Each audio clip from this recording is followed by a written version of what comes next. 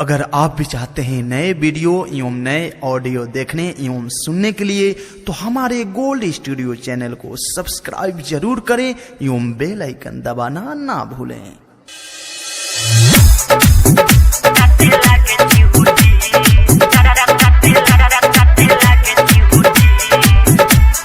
Music by Anil Raj.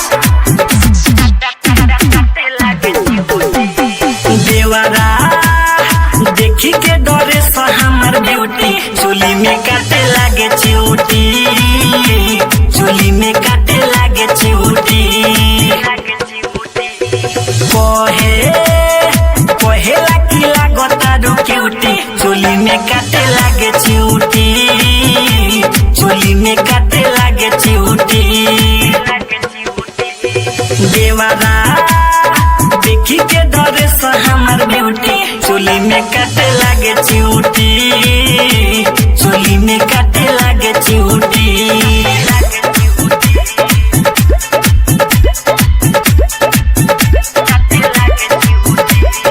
DJ Vikas, DJ विकास। मटियार कला सीतामढ़ी, मटियार कला सीतामढ़ी।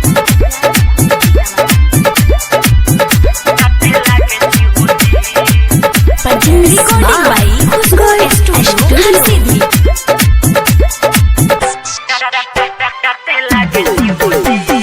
पीछे बाटे मोरा पड़ल नजर एक गड़ल बाटे मोरा छतिया पे लागे ला डर बड़ी सखी बच्चा के कैसे रखी सवाल बाई जतिया के।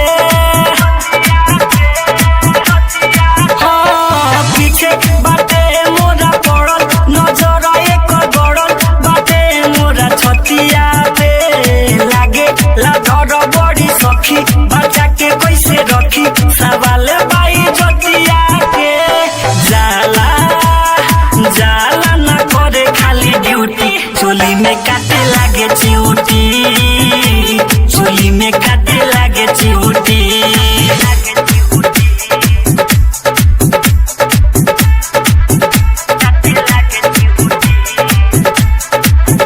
Music by Anil Raj.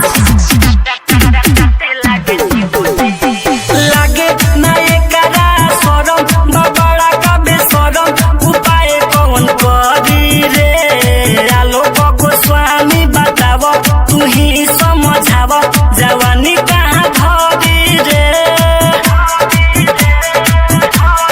हाँ, लागे ना एकरा शरम बड़ा का बेशरम उपाय कौन करी रे। सूरज नील बताव तू ही समझाव जवानी कहाँ धरी रे। पचके में जानी हम चिहू के चोली में काटे लागे चिउटी, चोली में काटे लागे चिउटी। देवरा देखी के डरे सा हमर ब्यूटी चोली में काटे लागे चिउटी, चोली में काटे लागे चिउटी। कहे लागी लागता रो क्यूटी चोली में काटे लागे चिउटी, चोली में काटे लागे चिउटी। देवरा देखी के डरे सा हमर ब्यूटी चोली में काटे लागे चिउटी, चोली में